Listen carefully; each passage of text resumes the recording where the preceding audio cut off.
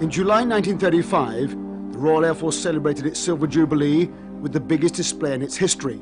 At Milton Hall, almost 400 aircraft were lined up for the royal inspection. In the afternoon, the cavalcade moved to Duxford, where 20 squadrons of frontline aircraft were ready to demonstrate the prowess of their pilots in close formation. But the aircraft themselves were ominously old-fashioned. Fabric-covered biplanes with top speeds of around 200 miles an hour. They were designed in the image of the aircraft that had fought over northern France fully 20 years earlier.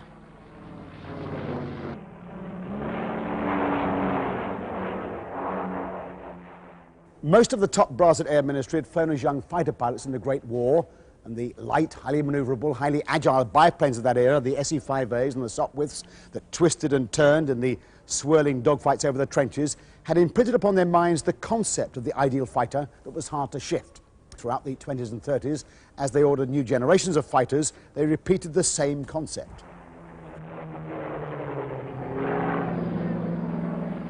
But even as the Hawker Furies twisted and turned in the sky over Duxford, in a drawing office on the banks of the River Itchen, a new and radical killer fighter was slowly taking shape. Against opposition from almost every quarter, government, industry, even the RAF itself, R.J. Mitchell steadily refined his radical design. The name Spitfire had been used for an earlier design that had failed, but somehow it stuck to this one, in spite of the fact that it was still unofficial, still not approved by a hidebound Air Ministry. I think we have to remember that Mitchell worked throughout the whole of his life at a time when there was a tremendous rate of change. The speed, for instance, throughout the Schneider Trophy period up to the early 30s, maximum speeds are going up enormously, 7 or 8 times since the beginning of the Schneider Trophy. The materials were changing. There was a transition from fabric covered to metal monocoque. New fuels were coming along. Cooling of engines was being experimented with in different ways. So the rate of change of technology was enormous.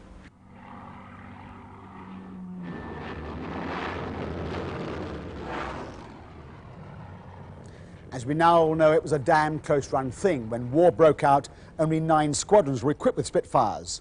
This is one of the very first batch of 310 machines that was built, 310 that was later to swell to over 22,000. The only Allied aircraft to remain in production throughout the entire length of the war, the only aircraft so versatile in design, it went to over 40 different marks. And though historians are at pains to point out that Hurricanes also fought in the Battle of Britain, they shot down, in fact, over 3 times as many aircraft. The Hurricanes were rather better gun platforms than the early Spitfires. It was this aircraft that came to symbolise the will, the spirit of the British people to resist invasion. And that symbolism has endured quite remarkably for well over 50 years.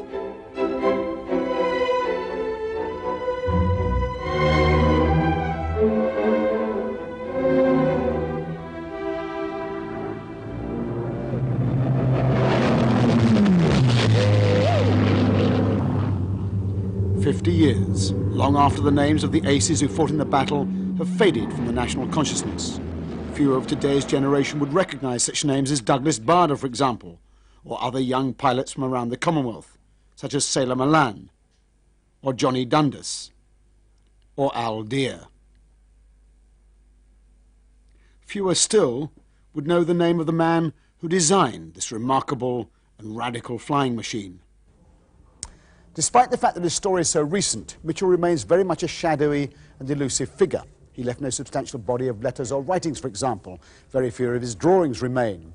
His character is manifested largely in his achievements. To search for the man, we have to look at his work.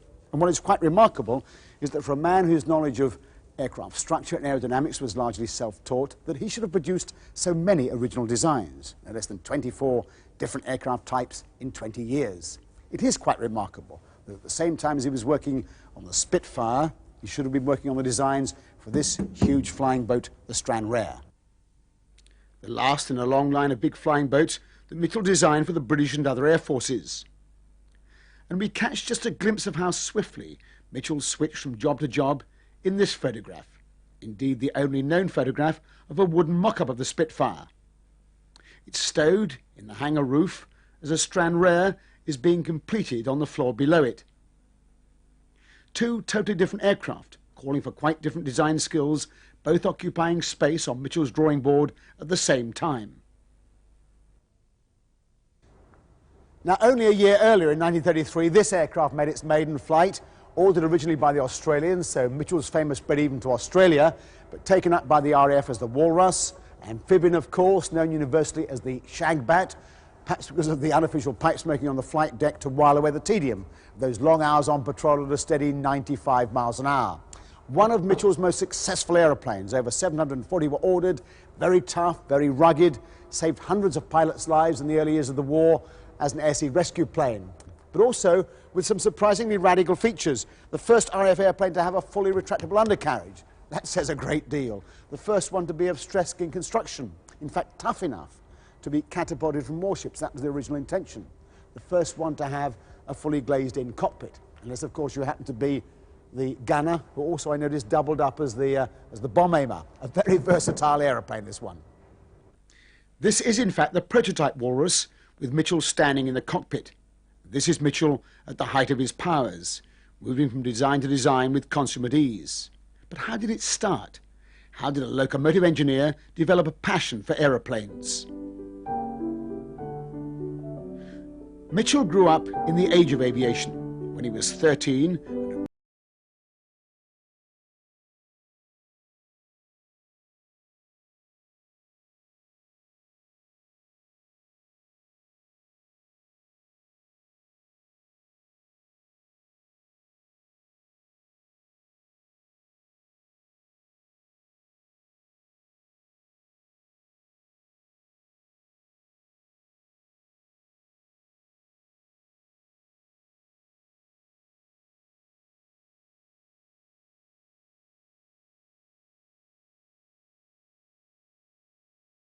time.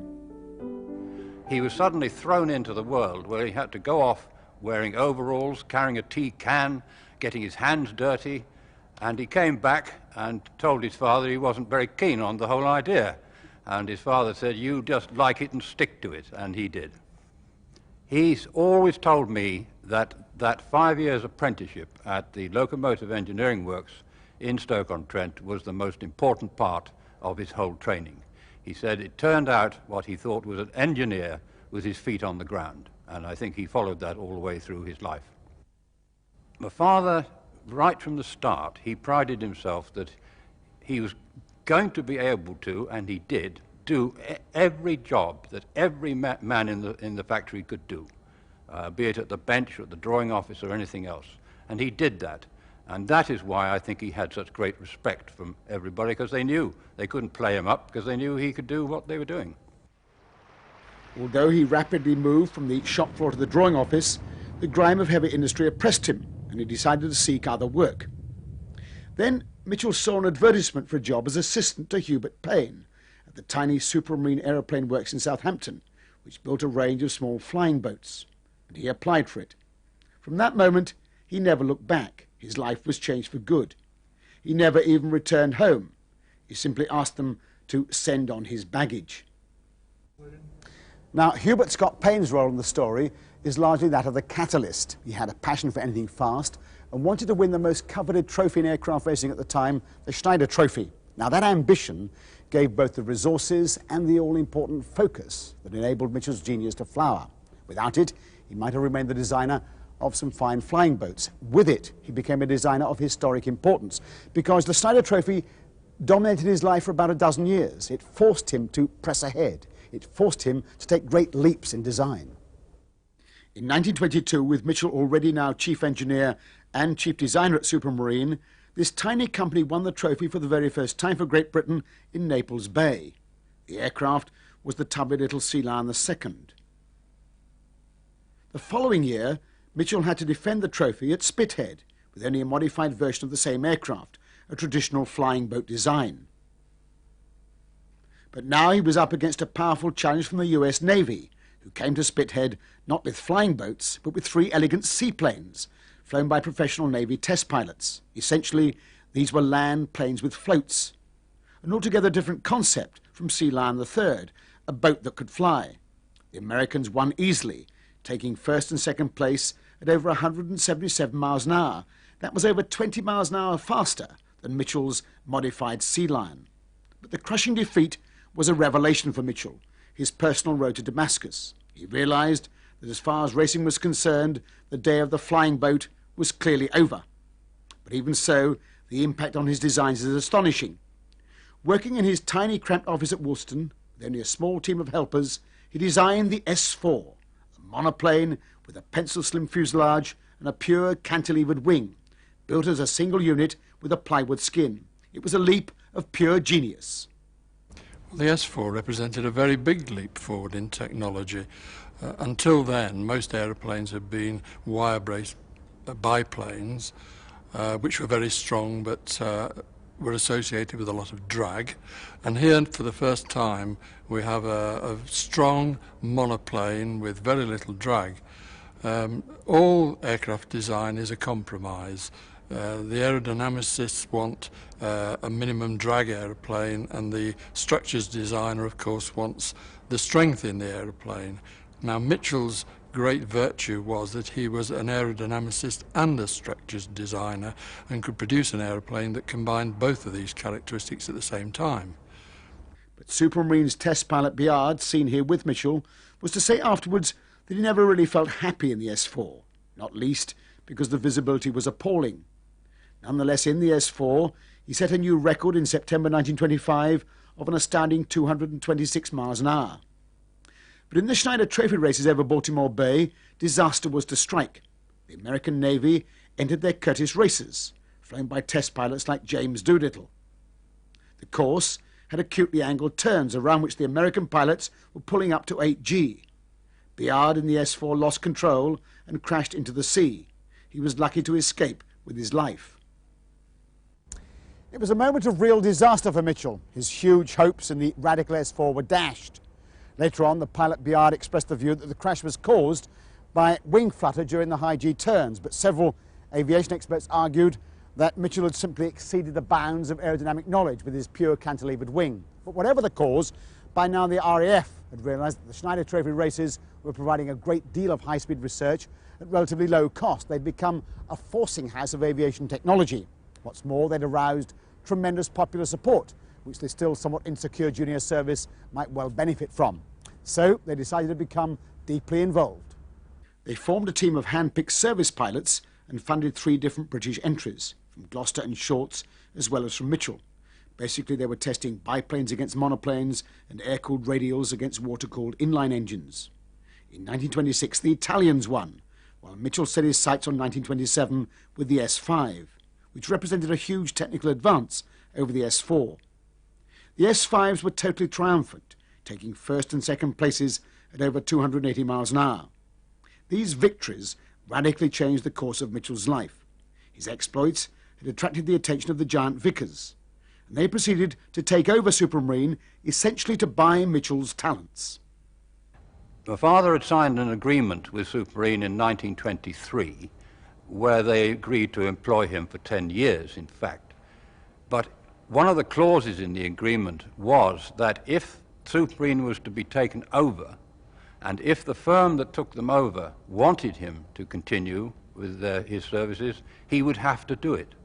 So when Vickers took over Supermarine in 1928, they knew that they had at least 5 years' work from the father, because they obviously said they did want him to stay. So this was a very important thing, and I think unquestionably the takeover was to a large extent to obtain my father's services. Now, Trenchard, a biplane man, described the S5 as a freak, but despite that, the RAF decided to go ahead and back the 1929 races. But Mitchell had other problems. His airframe designs had stretched the Napier Lion engine to its very limits. To have any chance of winning, he needed a new and much more powerful engine, and one hopefully that fitted rather more neatly into the airframe than the rather more difficult configuration of the Napier Lion with its 3 banks of 4 cylinders.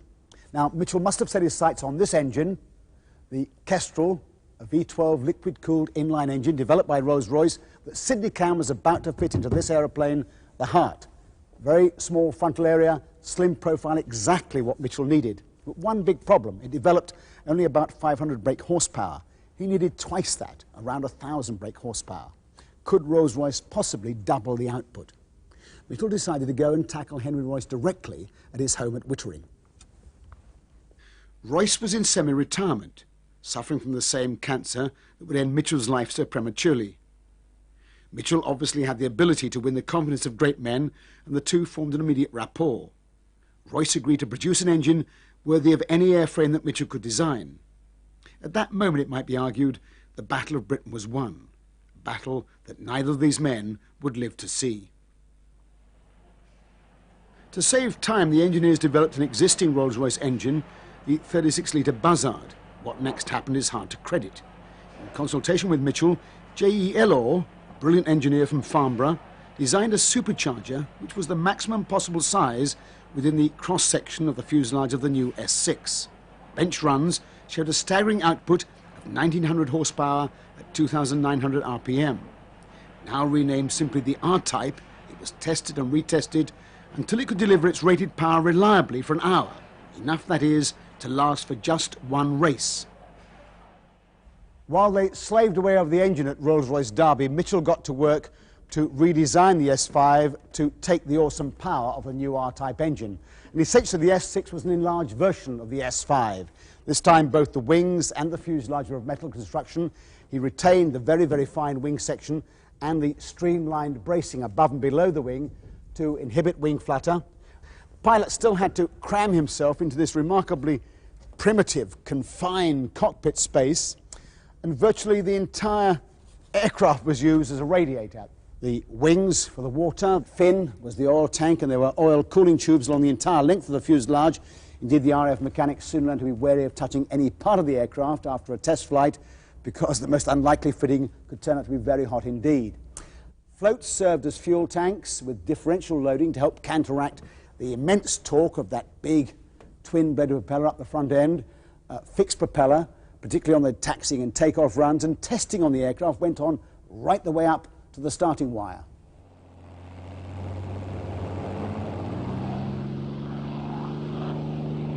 Skimming low over a Solent packed with yachts and boats of every description and watched by 1 million spectators, including the Prince of Wales himself and the Prime Minister Ramsay MacDonald, Mitchell's planes were triumphant. Flying Officer Waghorn won the trophy at an average of 328.63 miles an hour. It was a moment of tremendous national celebration. For day after day, the newspapers were full of articles and photographs. Squadron Leader Orlibar and his pilots became national heroes. Indeed, everybody involved, right down to the Met Officer at Colshot, was mentioned in the articles. Everyone, that is, except the designer of the winning aircraft. Once again, at the moment of one of his greatest triumphs, RJ chose to remain in the shadows.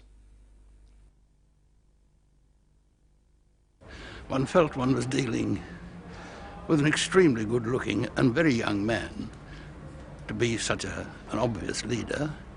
And I have in my mind a picture of the lunch table with Mitchell at the top, and Payne, and Alan Clifton, and Geoffrey Quill, and Joe Smith, altogether a team which I describe as technically and socially harmonious. There are other great men in the design field, Handley Page himself, Dick Ferry himself, A.V. Rowe, all had their day, but contemporary with R.J. Mitchell was Sidney Cam, who designed the Hurricane, and many other aeroplanes, some old biplanes, but in the end the Harrier. And if you said, were those men of equal importance, I should say they probably were. And Cam reached the top, president of the Royal Aeronautical Society, a knight. I think Mitchell would have done the same.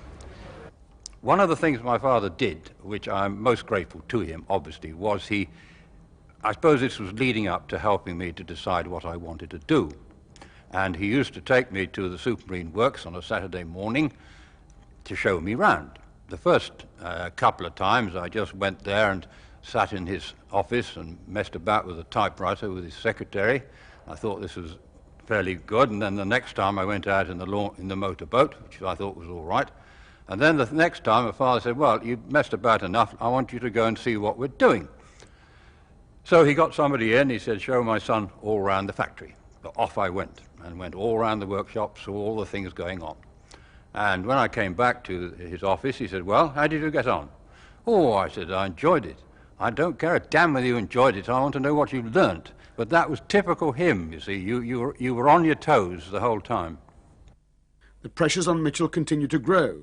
He became a director of Vickers Supermarine in 1928, as, along with the rest of British industry, it struggled to beat the problems of the Depression.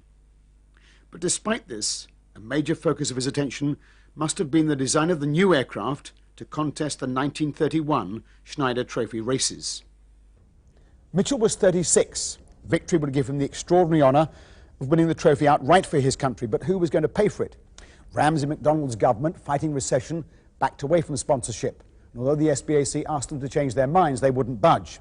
Mitchell, in fact, gave up hope of there being a competition at all. And then in the 11th hour, Lady Houston stepped forward with a cheque for £100,000, perhaps £2 or £3 million in today's money. It was too late to start a new aeroplane, so Mitchell set out to revamp the S6 to stay ahead of the Italians. There was a new and more powerful engine. He had to totally redesign the fuel and cooling systems. The cooling surfaces had to lose 40,000 BTUs every minute, which is why Mitchell called the S6B the flying radiator. A woman turned up one day, and it's the first time we'd seen any woman round there for ages.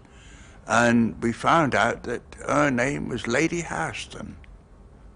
And the next thing we knew was that she was going to put up a bond or money, £100,000, which these days, I mean, doesn't mean much, but it was a fortune in those days. And everybody's, well, it literally came to life, the squadron itself. We thought, well, we're doing something, we've got to go now, and my goodness, we did.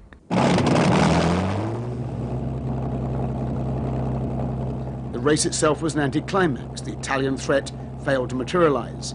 The S6B took the trophy with an average speed of over 340 miles an hour. A week later, Flight Lieutenant Stainful set a new world record at over 407 miles an hour.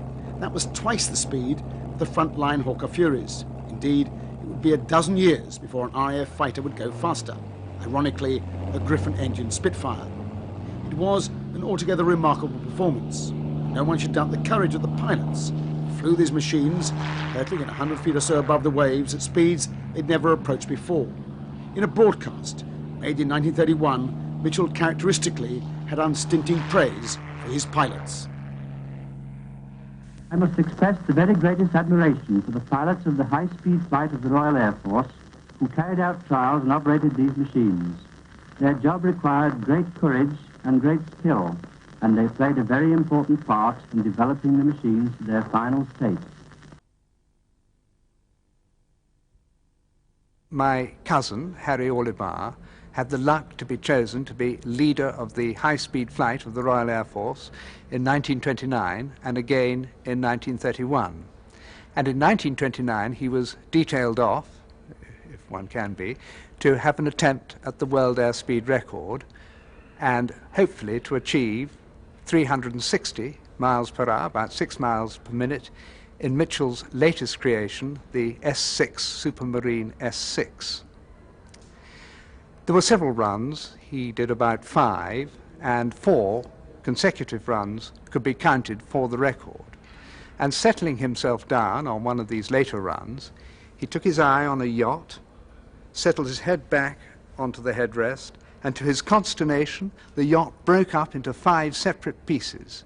Now, this was probably his first encounter with aerodynamic flutter. Luckily, the flutter went away, damaged the speed on that run, so he didn't quite make his cherished 6 miles per minute. But at 357.7 miles per hour, it wasn't bad. So just how often, Chris, did they encounter flutter on these flights? Well, in those days, I think it was relatively rare, because one has to remember that nobody was travelling quite at those speeds, approaching 400 miles per hour.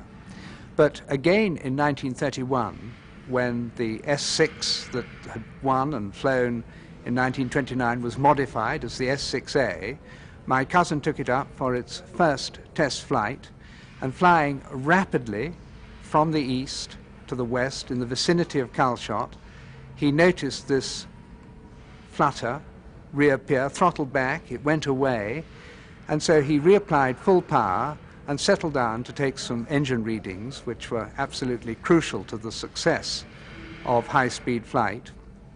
And to his consternation, the flutter returned this time with a vengeance.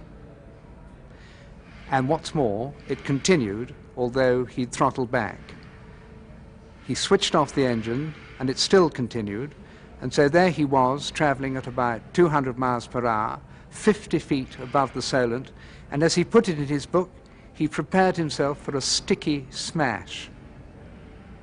As it was, the flutter went away just as quickly as it had appeared, and he landed straight ahead, got out onto one of the floats, looked around. At first he couldn't see that there was anything especially wrong with the aircraft, and then he looked just forward of the tailplane. The fuselage had become buckled, and he realized that the flutter had caused considerable structural damage to the aircraft, and realized, of course, how lucky he had been to survive. Well, of course, all the boffins put their heads together and scratched them profusely, and then they decided, or at least Mitchell, I should say, decided, that the solution was to redistribute the mass of the flying control surface. And this he achieved by fitting a horn balance to the rudder surface, slightly forward of the hinge line on both sides, and the redistributed mass meant that the tendency to flutter was entirely damped out, and for good measure they treated the ailerons in the same way. And at last Mitchell received a measure of public recognition, a CBE from George V. A dozen years had run their course since Mitchell first competed for the trophy, and now the race was over. It was a time of great elation at the victory, and perhaps a profound stock-taking. For R.J. Mitchell, CBE, once the cheering had died away, it was back to the harsh realities of designing and selling aircraft at the height of the Depression, and all he had on his drawing board was the revised Southampton 4, or the Scapper as it became known. R.J. needed a new challenge, and it came from a most unexpected direction. It came, in fact, from Stuffy Dowding, who was later the head fighter command, of course, but was then head of Air Ministry Supply and Research. He never really accepted the official philosophy that the bomber would always get through. And as storm clouds gathered over Europe, he saw the need for a new interceptor fighter which could defend Britain in case of air attack. And after much debate, his views led to the issue of the now famous specification F-730, which called for a fast, highly manoeuvrable fighter with an all-metal structure armed with 4 303 machine guns, which was very heavy, of course, by the standards of the day. Fast was defined as 250 miles an hour or more. Now, to Mitchell, that must have seemed dead easy in relation to the heady speeds of the Schneider Trophy races. Sir Robert McLean was very keen that Mitchell should capitalise on his high-speed experience.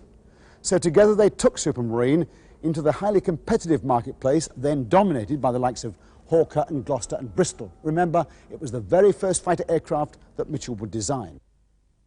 His first attempt was given the works designation Type 224. It was remarkable for its cranked gull wing and its heavily spatted undercarriage assembly. Sir Robert McLean is said to have first called it the Spitfire, but it turned out to be a failure. It couldn't even reach the top speed of 250 miles an hour, and it took 8 minutes to climb to 15,000 feet. It produced a lacklustre performance in the hands of the RAF test pilots, and it was continually grounded because of the problems with the Rolls-Royce engine. But Mitchell knew it wasn't just the engine, and he continued to refine the design. Steadily, he transformed the shape and the layout of the aircraft until he'd left the Type 224 far behind. By September 1934, Mitchell had produced a totally different concept. At last, a fully retractable undercarriage, a much longer engine cowling, an enclosed cockpit fed into the fuselage, and the 4 machine guns moved outboard onto the wings to fire clear of the propeller arc. Altogether, a vastly improved design. But the men from the Air Ministry were having nothing to do with it. They had by now officially rejected the gull-wing Type 224, and now they rejected the improved Type 300. They didn't even go to prototype stage. The aircraft selected as the RAF's new frontline fighter until 1940 was this one, the splendid but outdated Gloucester Gladiator, a fabric-covered biplane in direct line of descent from those aircraft that had fought the war 20 years earlier. It was a huge blow for Mitchell. He was by now one of the most talented and experienced aircraft designers in the world, yet he'd failed to meet the Air Ministry specification. And at about this time, he had yet another huge blow. He learned that he was suffering from cancer. I wasn't aware, really, that anything was going wrong, but of course my mother did. He'd had certain symptoms. And the doctor was called in, and he said he must go in for an immediate operation. And my father said, no, we are going on holiday first. But it was my mother that stopped that. She said, oh, no, we don't. You must go in. So he had his major operation. It was rectal cancer. He had a colostomy, a permanent colostomy. And he was told quite clearly by the surgeon that there was a very, very grave risk that the cancer would return. And if it did, there would be nothing that could be done for him. He said if you managed to survive for 4 years or so without it returning, then hope might be a bit better. But my father knew, really, that his days were numbered, I think.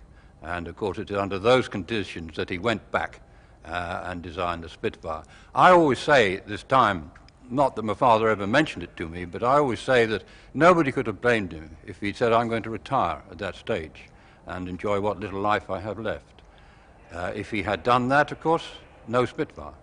So I think this country does owe him quite a lot for the courage that he showed in this great physical adversity. But the summer crowds that flocked to the annual RAF pageants at Hendon knew nothing of this. The matchless flying concealed the unimaginative thinking of the air staff, who decreed that biplane fighters would serve until 1940. Desperately, Mitchell knew that to overcome their resistance, he now had an additional, implacable enemy: time. Exactly what happened next isn't entirely clear, but it looks as if Sir Robert Maclean, Mitchell's boss, got together with the Rolls-Royce board in November 1934, and basically they decided to ignore the Air Ministry specification as being too limiting and to put their very considerable weight behind Mitchell's genius. In 1957, Maclean wrote to the Sunday Times to shed some light on the matter, and he said, I felt that Mitchell and the design team would do much better by devoting their qualities not to the official specifications, but to a real killer fighter. After unfruitful discussions, he says, with the Air Ministry, my opposite number and I in Rolls-Royce decided that the two companies together should themselves finance the building of such an aircraft. Rolls-Royce worked flat out to upgrade the sturdy and proven Kestrel engine to produce at least 1,000 horsepower. This is that engine, named the Merlin, after the bird of prey rather than the wizard, although both would seem appropriate. And Mitchell worked further to refine his Type 300 to take the power of the new engine. By December 1934, this is what it looked like. It now has the famous semi-elliptical wing, about which there's been so much debate. Critics have pointed out that an elliptical wing was always going to be difficult to build in quantity, as indeed proved to be the case. But there was a growing realization that at high speeds, pilots couldn't keep a target in their sights for more than 2 or 3 seconds, so that 4 guns would no longer suffice. The wing had to be broad enough to house not 4, but 8 guns. Now, to get the 8 guns in, and Mitchell insists on a thin wing. It's only about 6% thick, really, towards the tip, which is very, very thin. You actually had to increase the chord, and it's that which gave it its rather exaggerated and very beautiful elliptical shape in plan form. It actually had another advantage, in that it reduced the aerodynamic loading across the middle of the wing, where that large chord existed, and it gave the aircraft remarkable stall-free characteristics, up to quite high incidence, and a lot of aileron power, which it probably wouldn't have had with a straight taper wing, and that gave it an enormous advantage in combat.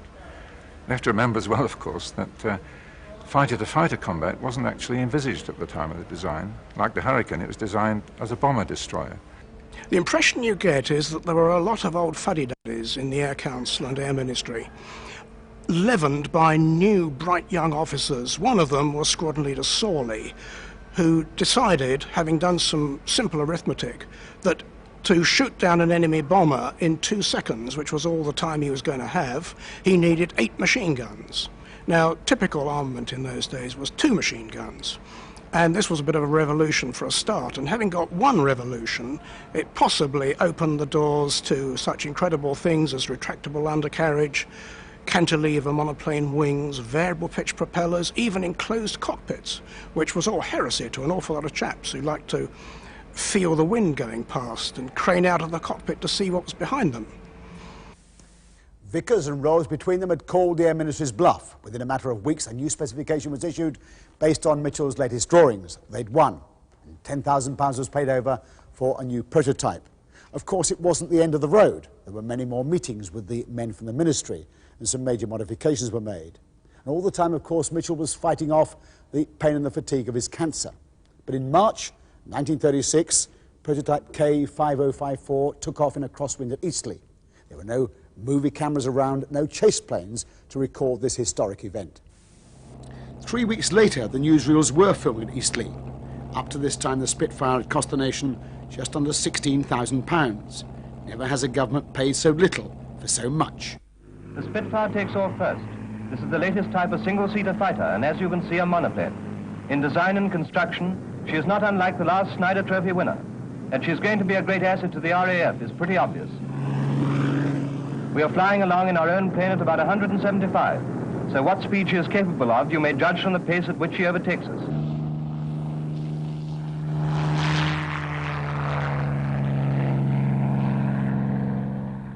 The team at Eastleigh rejoiced in their success. A fully justified Mitchell and test pilots, Mutt Summers and Geoffrey Quill. Mitchell had this power, not only was he a great designer, but he had this essential quality that he was able to build up an extremely competent team around him and to really make it work as a team and control it. And this is, of course, what uses a good aeroplane. It can't be done any other way. I think it's right to say that at the time, not everybody believed that the Spitfire was a good aeroplane or even a practical aeroplane. There was a very widely held view that it was far too much influenced by the racing experience that Supermarines had, and that it was in fact nothing more or less than a sort of racehorse, which was quite unsuitable for the hurly-burly of service life, and a lot of people thought it was the engineering was too difficult, it couldn't be produced. It very nearly wasn't. There were difficulties with subcontractors. The wings built by one firm wouldn't fit. So production of this advanced complex aircraft was falling seriously behind schedule.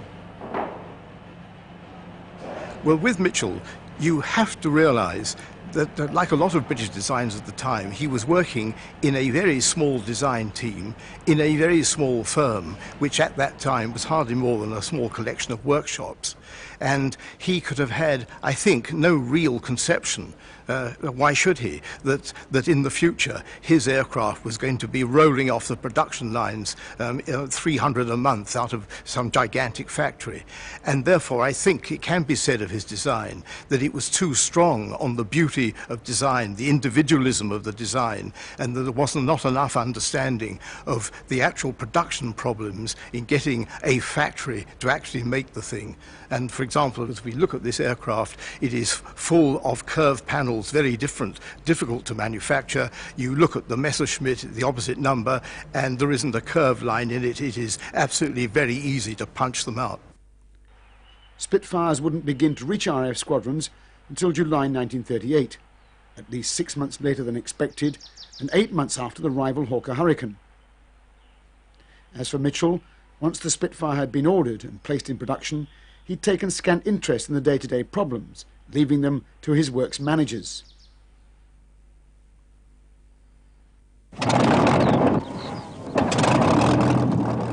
As far as he was concerned, the Spitfire was, I think, more or less over.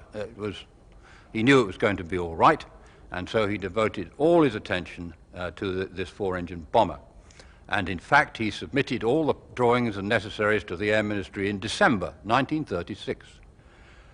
And then in early January, it became very, very obvious that the cancer had returned, and he went to a place in Vienna to see whether something could be done, but it was really quite useless, and he came back to die. He wrote a lot of letters to various people when he knew he was going to die, people in the Air Ministry and so on, all those involved in his work. And the only thing that he ever mentioned was, in fact, the bomber. He never said a word about the Spitfire. It was always, I've trained my staff well, I'm sure they'll be able to carry on, and I hope you will be able to allow it to continue, because that is the one thing that I really want. He knew, I'm sure, that he had basically produced another winner. Hardly surprising, since he just produced a Spitfire. This was about 100 miles an hour faster than the Lancaster, and could have had a major effect on the war, particularly in reducing casualties in bomber command. So this was a very, very big thing, and this is the frustration. I'm sure my father did really die a very frustrated man, because he saw this one thing he wanted to do, he's not going to be able to do it. I heard him at home once talk to my mother, and he said how fine it will be. My little Supermarine company can produce the country's first frontline fighter and their frontline bomber. That was his aim. He only achieved one of them.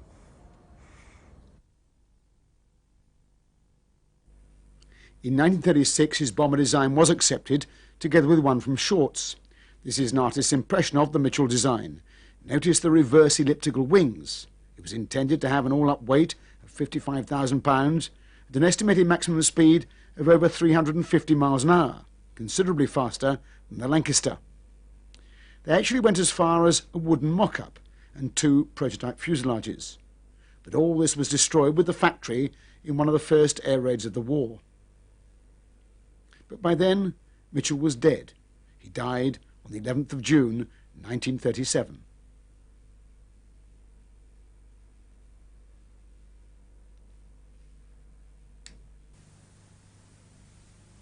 So, how are we to remember this man? He was just 42 at the height of his powers. His best work almost certainly lay ahead of him. What would he have done, one might ask, with jet engines? As a man, he clearly had great qualities: courage, resilience, determination to drive his projects through, the ability to inspire and lead a team. But what is less often remarked is his immense modesty in the midst of all his triumphs. At the height of the acclaim, for example, over the Schneider Trophy wins, always described himself simply as a member of a team. So perhaps one of his epitaphs ought to be a phrase he sometimes used about himself when he said he found it more difficult to give a speech than to design an aeroplane. I think it's very difficult to actually decide where Mitchell ultimately stands, because he died young. You only have this really single great monument, which was the Spitfire, which was clearly one of the most outstanding aircraft of the Second World War. Whether he would have gone on to design other great aircraft must remain a matter of speculation. The point about Mitchell is that he died while the aircraft industry was still in this heroic time of relatively small outfits designing the aircraft, relatively small workshops making them. Whether he could have actually made the transition to working in a mass environment with very large design offices and then very large development programs and manufacturing programs, I think that must be open to doubt. But because he was such an adaptive genius, one would like to think that yes, he would have been able to manage that. I think if one had to select 2 or 3 key things about Mitchell, and very few of us even met him, certainly didn't know him, I didn't, unfortunately, it is that he was able to go to the essence of a problem very clearly. He had remarkably good insight and the ability to summarize things. And that was against a background of a lot of engineering science. He was a good mathematician, not just drawing things by eye. Secondly, his attention to detail was excellent, and that's, interestingly, a characteristic of both Sidney Cam and William Messerschmitt, ability of great designers, and he was certainly one of those. And the other thing was he was prepared to take risks, but to think things through, not just to go boldly at it. He was known as a great thinker, and he had also listened to other people. And I think those 3 things, added to the elegant simplicity of the way he went about things, really marked him out as superb.